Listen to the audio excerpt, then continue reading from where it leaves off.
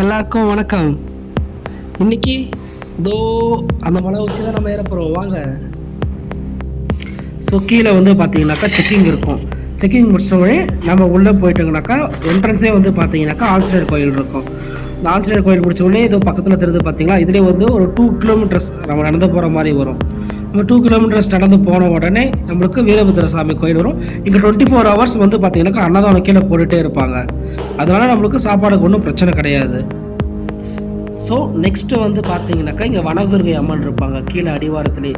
So Vanadurga அம்மன் கும்பிட்டு நீங்கள் வந்தீங்கன்னாக்கா அடுத்து இதுதான் ஃபஸ்ட்டு படிக்கட்டு. இங்கேருந்து வந்து பார்த்தீங்கன்னாக்கா 1263 படிக்கட்டு இருக்கும். இந்த 1063 படிக்கட்டை நம்ம ஏறிட்டோம் அப்படின்னாக்கா first stage close. Second stage என்ன அப்படின்னு பார்த்தீங்கன்னாக்கா கல்பாதை. இந்த கல்பாதையில் வந்து பார்த்தீங்கன்னா ஃபுல்லாக பாறைகளாக இருக்கும். இது மேலே தான் நம்ம போகிற மாதிரி இருக்கும்.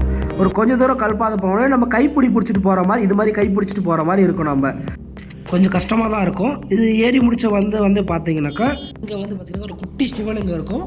அதே மாதிரி இங்கே இருக்கிற வியூ எல்லாமே வந்து பார்த்தீங்கன்னாக்கா சூப்பராக இருக்கும். நம்ம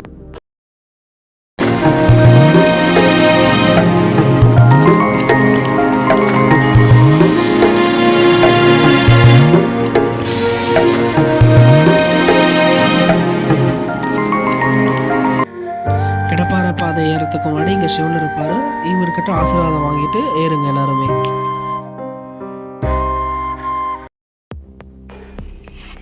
தேர்ட் ஸ்டேஜ் என்ன அப்படின்னு பார்த்தீங்கன்னாக்கா கடப்பாறை பயணம். இதுதான் வந்து ரொம்ப கஷ்டமாக இருக்கும். ஏன்னா பார்த்து நம்ம ஏறணும். கீழே பார்த்தாவே வந்து பயமாக இருக்கும். அதனால் பெரும்பாலும் யாரும் கீழே பார்க்காம அழகாக மேலே ஏறுங்க. கடப்பாறை பாதை வந்து பார்த்தீங்கன்னாக்கா ஏறும் போது ஒரு வழியில் ஏறுவோம், நம்ம இறங்கும் போது ஒரு வழியில் நம்ம இறங்கி வருவோம். கடப்பாறை மேலே ஏறி வந்தோம் பார்த்தீங்கன்னாக்கா இங்கே ஒரு அன்னதான கூடம் இருக்கும். அன்னதான கூடத்துக்கு ரைட் சைடில் வந்து பார்த்தீங்கன்னாக்கா நம்மளுக்கு வந்து கோயில் இருக்கும். மேலேருந்து நீங்கள் சுற்றி பார்த்தீங்கன்னாக்கா பார்க்குற இடம்லாம் அழகாக பசுமையாக சூப்பராக இருக்கும்.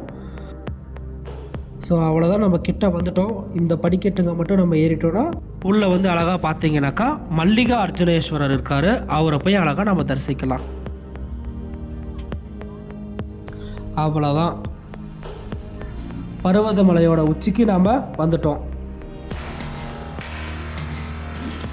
கோயிலுக்குள்ளே வந்து பார்த்திங்கன்னா நம்ம தேங்காய் உடைக்கக்கூடாது. அதனால் வெளியவே வந்து நம்ம தேங்காய் உடைச்சிட்டு கற்பூரம் ஏற்றுறது, விளக்கேற்றுறது எல்லாமே இங்கே தான். இங்கே ஏற்றி முடிச்சிட்டோம் அப்படின்னாக்கா உள்ளே போய் நம்ம சாமியை பார்த்துட்டு வந்துடலாம்.